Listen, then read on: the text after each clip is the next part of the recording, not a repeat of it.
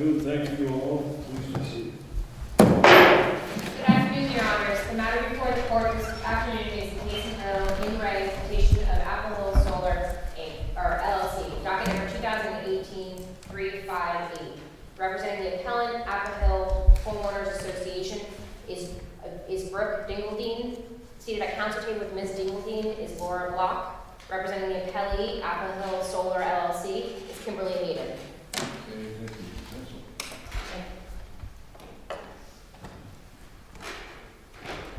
Good afternoon, Your Honors. I represent the Apple Hill Homeowners Association and Libby Harris, Libby was unable to be here due to illness. These ladies litigated this case pro se below, and I am assisting them with putting their appeal issues before the court. This was intended to be a very confined issue to put before the court regarding a prior decision of the Public Utility Commission that the Bennington Town Plan constituted a clear written community standard with regard to review of orderly development and aesthetics, both criteria upon which my clients have standing. Is that determination, I've been trying to decide whether that's a factual finding in the Chelsea Solar case or a legal determination or some combination, and it may or may not matter to the collateral estoppel analysis, but I'm curious what your take is. Well, and there has been some confusion about this. The argument that we're making is not that, as applied to this project, that it violates the plan, because that decision was not made by the Public Utility Commission. What we are putting before the court is whether or not that document in and of itself, whether the legal determination is it a clear written community standard? Those facts have not changed. Those are not the facts of this case. That is the law. You must determine what is the ordinance, the law of the town, and that law must then be applied to any project that comes before it. So we believe that this is an interpretation of the law to determine whether under the standards under Act 250 and the Public Utility Commission in this area, whether or not this, the language in that plan, separate and apart from anyone's opinion, whether it's the select board or the planning commission, whether the language in that plan, the plain language, is or is not sufficient to establish a clear written community standard which must be intended to preserve the aesthetics and scenic beauty of the area with regard to aesthetics, where the proposed project would be located, and must apply to specific resources, etc. So the clear written community standard cannot be general in nature, and it has to do more than just promote good stewardship of scenic resources, for example, in the aesthetics setting. So all we're asking. The reason that I asked whether it's I want to sort of move back to this fact versus law. I understand that the ultimate conclusion, maybe it's a mixed fact model, applying a legal analysis to a set of facts. But I'm trying to understand whether the agency is then forever, the commission is forever bound to that conclusion, even in the face of new evidence or additional facts that might shed light on the extent to which that town plan does constitute a clear community standard. We do not believe that there are any new facts for consideration. All of the facts that Mr. Maloney has put forth were already before the Public Utility Commission when they made the original decision. You represent, though, in your reply that you say it's recently been discovered factual representation of false. So, where does that come from? There's no citation in the brief to what you're talking about there. Actually, that goes more to the issue of privity in terms of the different elements of collateral estoppel. It is provided to the court to demonstrate further evidence, which we put in our initial brief, of how Thomas Malone is the owner and controls every one of these companies. He's the sole owner of all the companies. There is testimony that we provided that was elicited from Michael Malone, the other lawyer, and the son of Thomas Malone, from his own witness that indicated that Thomas Malone owns all of the entities, all of the LLCs, and in fact he doesn't even necessarily pay rent to himself or have any written documents as between any of those entities because think that the quote was something like, well, in his own head, he knows that they have to pay rent or something like that. Please don't quote me on that, I don't recall exactly what it was. But the point being, in that original 2013 appeal to this court about we are not a single plant, Chelsea Solar and Apple Hill Solar are two separate projects. They came to this court, they gave you maps, they showed Willow Road, or Haskett Drive coming from the north as being the access for the northern access to Chelsea Solar, and then for Apple Hill Solar. And then from the south, Willow Road was going to be accessing the other solar array. And so, as well as shared infrastructure, et cetera, there was no shared infrastructure.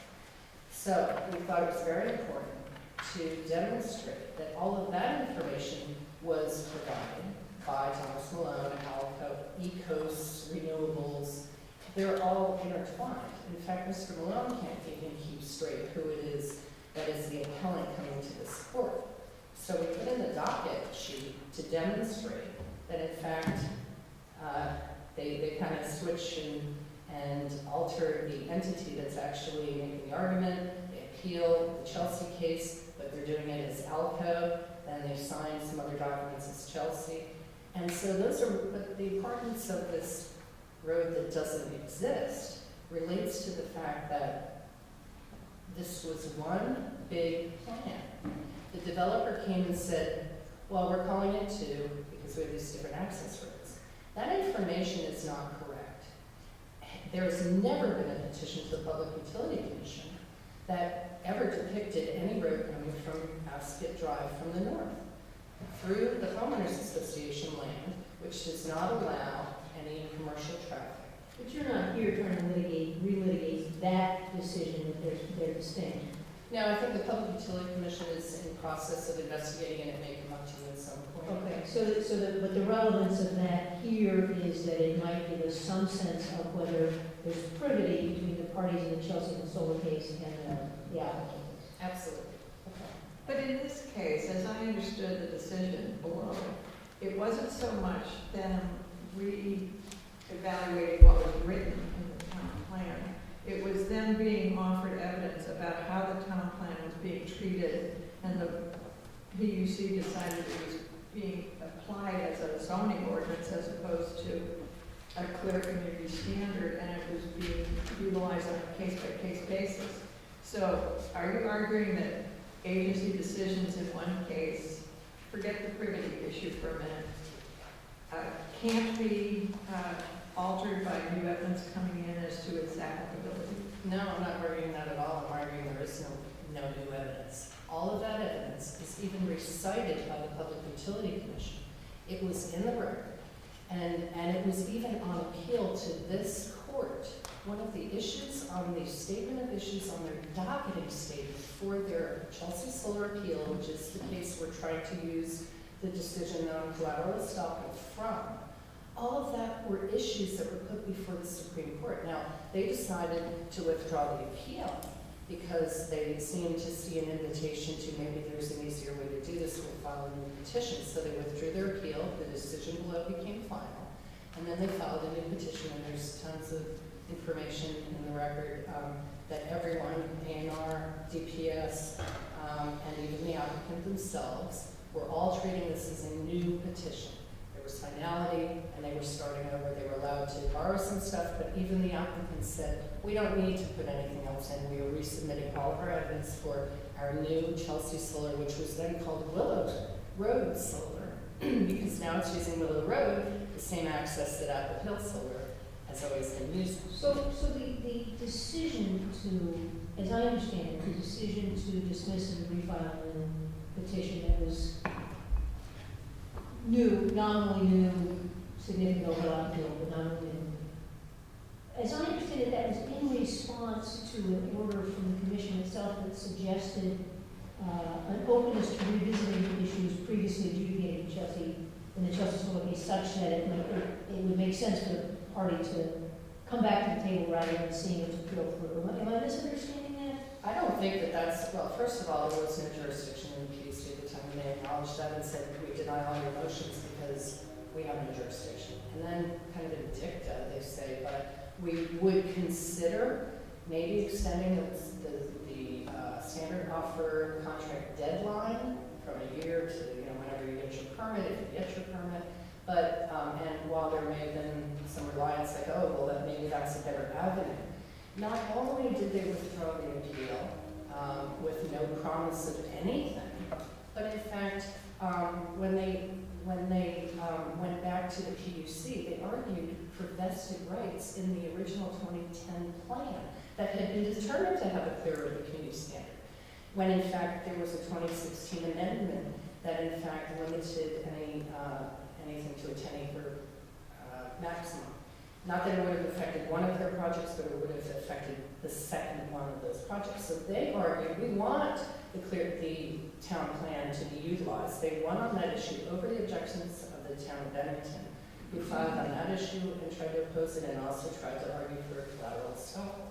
In fact, that's the basis of our argument here, because Merrill Bent's brief they ended up denying that motion and saying, no, we can change our mind. But it still goes back to the fact that if there is a reason to change that because there's new evidence and new facts, that is not the case here. There is not a single shred of evidence that changes anything. One thing that I neglected, unfortunately, to mention in my brief when we were trying to get down to the right number of words, I didn't mention in my supplemental printed case that there was a picture of those other solar arrays that were put into evidence by the applicant themselves below of the other solar array that the town of Bennington said okay to, we're okay with that to the Public Utility Commission. And those are on the very first pages of Helen's supplemental brief. There are pictures of them. If you notice that they are on flat level fields, they didn't require any cutting, and they were not the hillside, the highly prominent views that would have been problematic for the Clear Lake Community Standard in the Argonne District. But maybe I'm confusing the argument here, isn't the relevance not so much whether they're the same as the notion that if you're relying on a plan that says that this particular district is subject to these constraints, and then you're not opposing other projects within the district, would that suggest inconsistent application of the town plan? No, because they're not on high hillsides, they're not prominent views, they don't violate the underlying notion of we want to protect these and keep them rural, we don't want anything but limited development. So, but again, the town is not a regulatory body. They are preempted from this. So the notion that this is like zoning or a variance or they get to decide what their town plan says, no, they don't get to decide. They get to have an opinion that they get to express. And it may be right, it may be wrong. And given the types of municipalities we have in Vermont, some of them are large municipalities with very well-trained people who are land planners and certified, and they can really help their select boards or planning commissions come to appropriate decisions and opinions about it.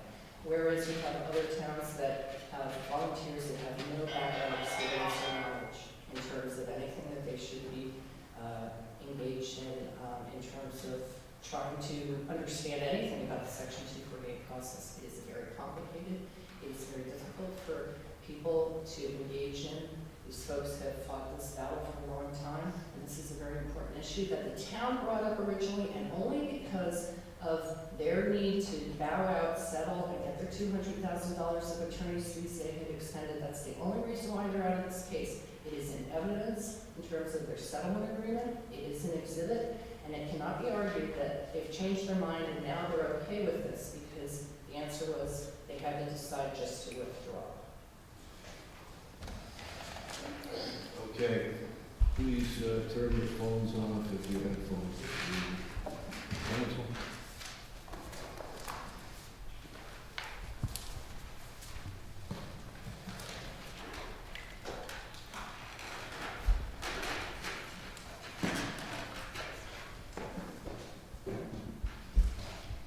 Good afternoon, may it please the court. My name is Kimberly Hayden and I represent the appellee, Apple Hill Solar LLC.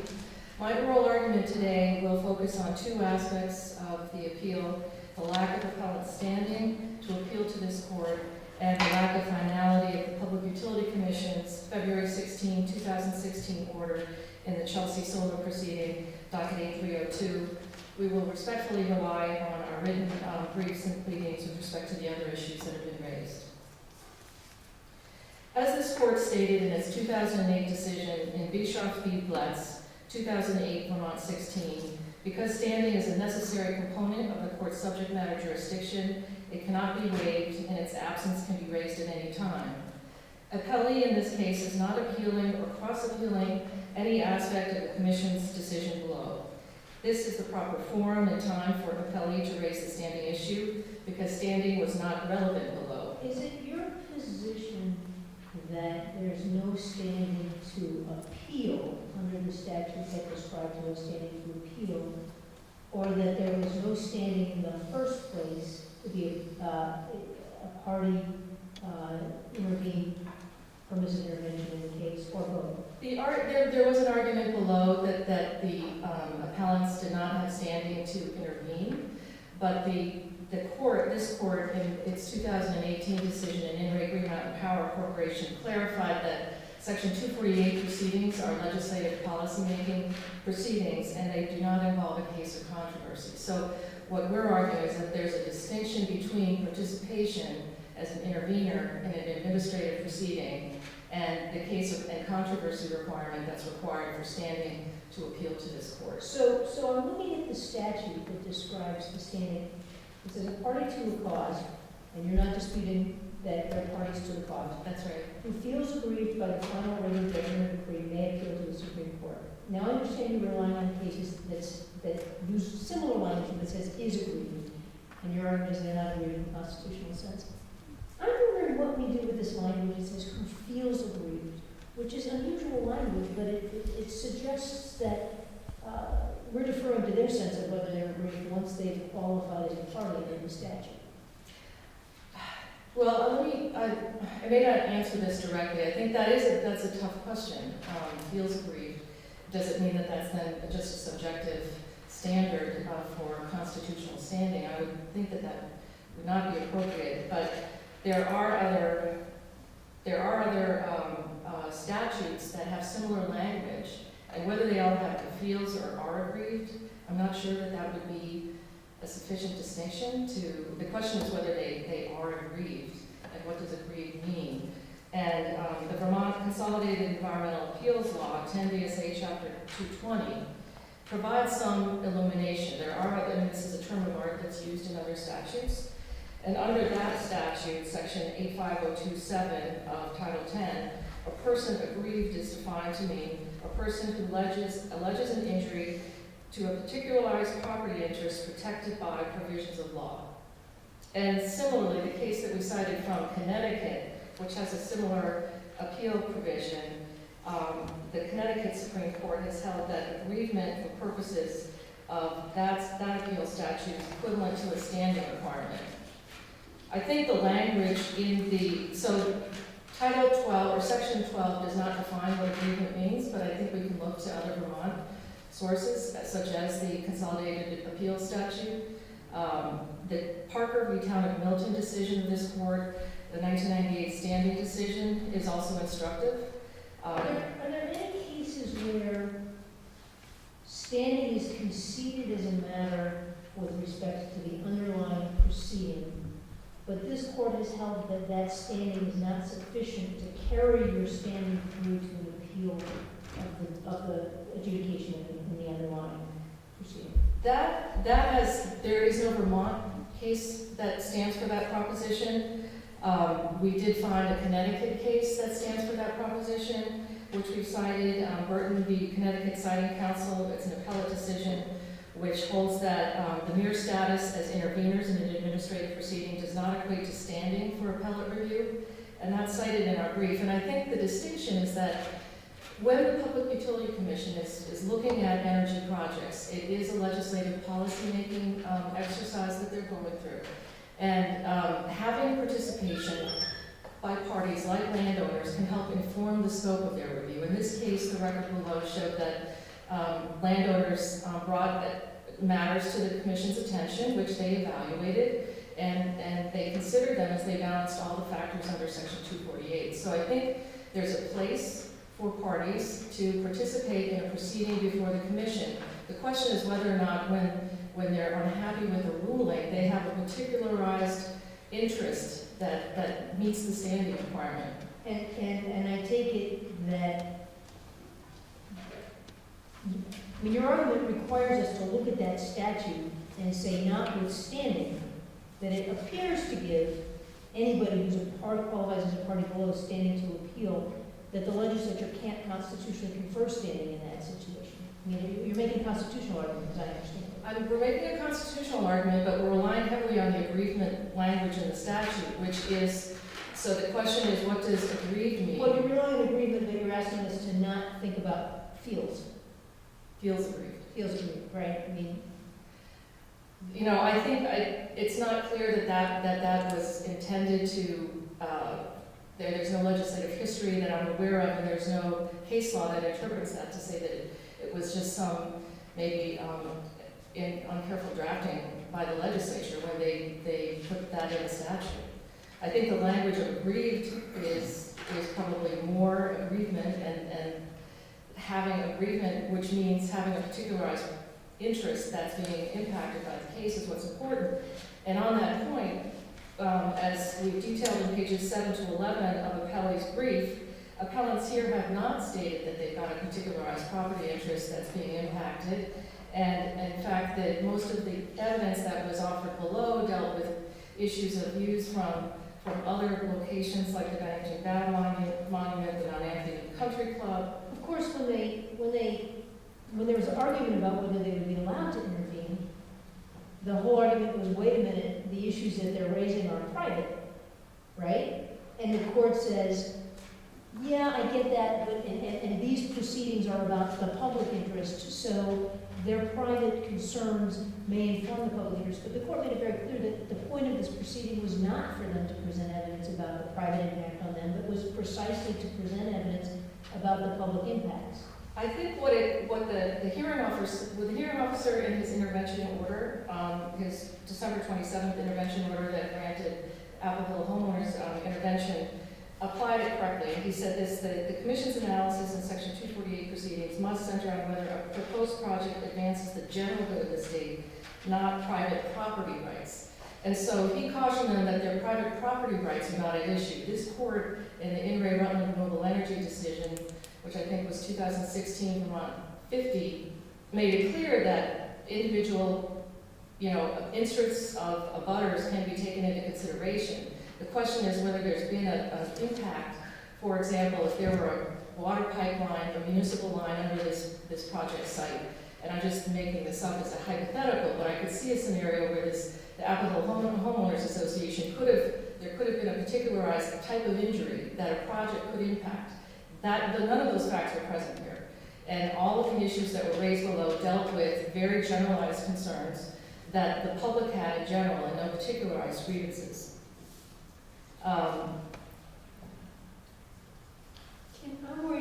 Can I shift to the, I don't know if people are, can I shift to the merit, the beyond the standing for a second? Sure.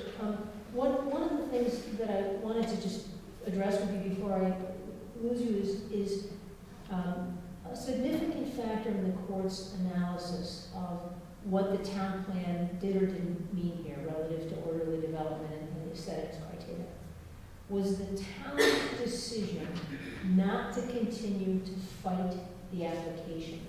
And as I understand the commission's reasoning, they interpreted the town's decision not to continue to fight as a statement by the town that we don't believe that this offends the requirements of our town plan. Am I understanding that right? And is that inference warranted? Is a decision not to fight it tantamount to a concession that the town plan allows it?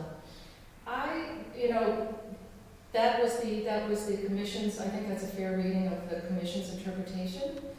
I don't know that has any determinative effect in terms of what the town plan means. And the commission, both in this case and in the Chelsea Solar case, made it very clear that there was additional information that was offered after that original decision. And the commission, in fact, in its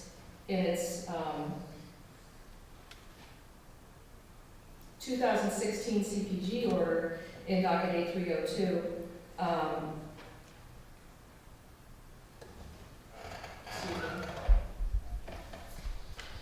It was in its August 30th, 2018 decision in docket 83, or it was no longer docket 8302, it was in the Chelsea Solar pending docket. It described its October 12th, 2017 order, which both denied a Rule 60B motion and about a number of other pending motions, as well as the fact that the order was akin to a denial without prejudice. It was equivalent to a voluntary remand with the intent that it acknowledges Chelsea could take actions in reasonable reliance on the Commission's offer to continue the case if it withdrew its appeal. And so the Commission has explained that there was additional evidence that was offered. There was additional evidence that the town had applied the Archon district standards differently in different proceedings, and that it was essentially a zoning, they were treating it as a zoning ordinance. All right, so putting aside, I understand that's an answer to the collateral estoppel argument. Now I'm just looking at the merits of what the town plan looks on its face like it says, and what the commission ultimately concluded that it says. And so there were three factors it cited, and one we just talked about was just the fact of the decision not to pursue the objection. The second was, I think, what you're just referring to, which was statements of the attorney to the select board admitted via a transcript? It was admitted via transcript into evidence, so it's part of the evidentiary record below, that the town's council basically advised the town that they couldn't treat this as a clear community standard. All right, and so is it your position that, putting aside the question of whether it was admissible, the hearsay question, that evidence that the town's lawyer advised the town that this didn't offend the town plan, is that substantive evidence as to what the town plan actually means? Well, there was also then a select board vote based on that entire meeting. So the transcript is in the record. So it was, there were isolated components of that transcript which were compelling, and part of that was the council from their council. But a decision was made not to oppose the Apple Hill project and to continue to oppose the Chelsea City project.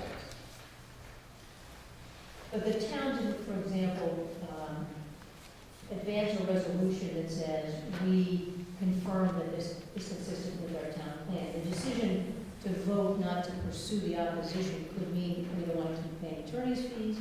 It could mean that we think we're going to lose on some other basis that's not even for us. I mean, I'm trying to understand the link between that vote by the town and the conclusion that the town position is to the meaning of its plan, which is frankly a little bit in tension with what, if you just look at the plan in isolation, what the words seem to say, that gives us the town's position. I think the fact that were other projects that were permitted in that zone, and the zone comprises, more than 50% of the town. There's a lot of other non-residential development within that zone. I think another fair read of the scenario is that the town recognized that it probably wouldn't win if it tried to continue to fight the case. And, when parties reach a settlement, there's a lot of back and forth, and sometimes a party that decides to settle doesn't always explain its thinking. The original Chelsea decision on appeal, one could also read the fact that my client was invited to withdraw that, was an indication that they understood based on new facts that their ruling was probably wrong. Thank you. Okay, thank you very much. And we got time left? Helen has 1 minute and 15 seconds remaining. All right. Try to talk really fast. The black standing issue was not raised, it was not cross-appealed, it is not properly before this court. There were motions filed below challenging standing. Standing is established at the PUC by being able to demonstrate a particularized interest that is not otherwise represented in the litigation. So it was raised on cross-appeal, it was not raised by cross-appeal. The injury has to be demonstrated in order to get standing below. Whether they're aggrieved or feel aggrieved, I think we're fine with aggrieved because it establishes standing. It was opposed by the applicant They did not appeal that issue. It is not before this court. Rutland Renewables talks about private views do matter at people's homes, but you have to view them through an objective standard, a reasonable person standard. So it's not about whether Jane Doe doesn't like the view only from her place. It's, as an objective person, is this an undue adverse impact through the Creechy analysis, or is it unduly burdensome in terms of the orderly development? The attorney for the town, in discussions, answering questions at a select board meeting, is not a position of the town. We don't think it's admissible, but it also is not what the town said. The town has never approved or endorsed Apple Hill Solar. The settlement agreement is part of the record and needs to be reviewed. All right, thank you very much. The next hearing for the court will follow immediately.